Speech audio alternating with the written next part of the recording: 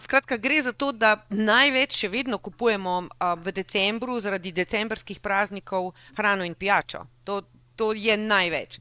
Ampak smo pa ugotovili, bom rekla, pomembne značilne razlike med nami v Sloveniji pa med prej naštetimi državami.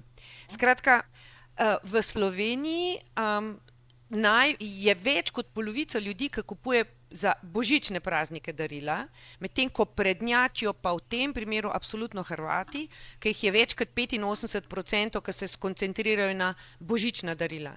Kar zadeva novoletna darila, smo pa mi prvaki. Seveda, zdaj v primerjavi Bosna ima Bajram, medtem ko Hrvati za novo leto ne kupujejo, niso toliko usmerjeni v novoletna in božična darila. Torej, tu smo mi absolutni prvaki. Ampak kaj je še pa res značilnost? Značilnost je, da smo prvaki v najvišjem razredu potrošnje, to je nad 300 evrov za darila, in prvaki v najnižjem. Smo v bistvu v dveh skrajnostih. Govorim že spet o primerjavah s prej naštetimi narodi.